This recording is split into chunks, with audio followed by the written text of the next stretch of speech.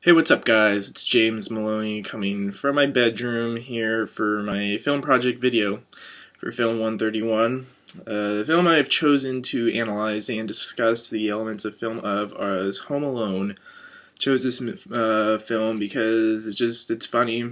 It's a good family movie, and it's got a lot of great film aspects to it that I enjoy watching and being able to talk about. Some of the topics I am going to be discussing kind of involves like setting and background, styles of editing, shots used, and even sound stuff like that. And so here we go. From starting from the beginning, basically the camera focuses on close-up and kind of medium shots with all the dialogue. Everybody's running around in the house packing for their trip, and just kind of before the pizza kitchen scene, which is where the uncle yells out, "Look what you did, you little jerk," and is kind of like a shock factor because it was loud and it got silent after that.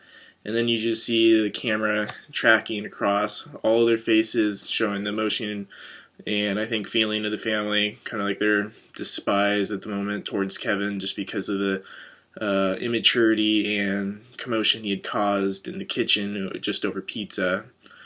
So fast forward to the next day, and this is where they have the scene where they wake up late, and so they're late for the airport.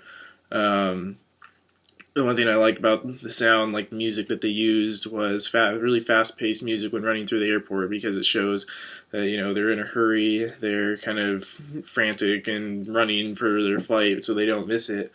And what I liked about the shot that they used in there is it was a long shot from up above and just kind of shows basically the entire area of the airport that they're in and running through, just kind of giving an idea of how far of a run it is, and they're trying to make it to their gate before their flight leaves. So during that same time, it kind of transitions back to when Kevin is in his house and he's confused, doesn't realize yet that no one else is home, and so the camera's using a panning shot showing him just kind of wandering around the house trying to figure out if anybody is home. Once he realizes that no one is home, then he starts watching rubbish, and he gets scared. And I think one thing throughout the movie is him and his mom kind of know how each other are feeling, so like that telekinetic way of communicating or feeling their emotions, just because it's a mother and son. So when he's scared, that's when the setting changes back to the airplane, and she realizes that something's not right. She knows she forgot something. The dad says, "Oh, everything's okay," even though it really isn't, and ends up realizing that Kevin is gone. And so then that's when it changes back to him, but he's having fun and sliding down the stairs, so it's just kind of a change of emotion. First they were all happy and everything's fine, and then now they're the ones who are upset, versus Kevin was upset and now he's happy. And again, what I've noticed that it changes through the scenes is when kind of one situation is like completed, so Kevin realizes his family's gone. Then it switches to his family, and then his family realizes that he's gone, so then it switches back to what Kevin's doing, and they kind of complete certain tasks that they are trying to accomplish or finishing. And so that's why it changes it back and forth between the scenes, is between the son and the mom once they realize something or think of something. And so then that's when they have another frantic run through the airport. And then Kevin at home, he's eventually out shopping and sees the scary old man, which I'll get to in a bit. And he was buying a toothbrush, but ends up running from the cop, and so it shows some medium and long shots of him running and using, again, fast-paced, louder music in the background, just kind of showing the franticness and just make it feel a little more fast-paced. And so once he gets back to his neighborhood, he almost gets hit by the two thieves in their van.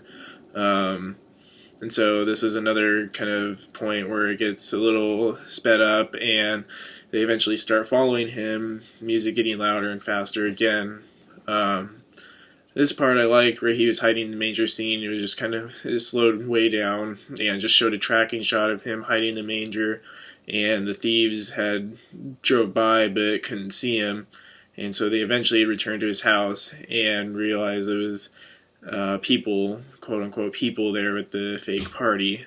Another tracking shot just following the thieves as they're driving by and then driving off.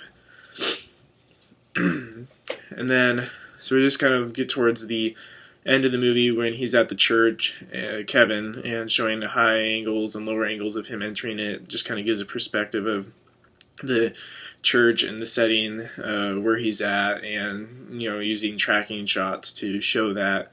When he's talking with the older neighbor, he has close-up shots with him, and that's where he kind of learns life lessons from the old man and kind of feels like an adult. And a lot of the editing, I think, was a lot of cross-cutting, because when it gets to the scenes where he's at home fighting off the thieves, it kind of transitions back and forth between different areas of the house where there's things going on, just kind of showing that it's simultaneously happening, although it is in different areas, but it's happening at the same time.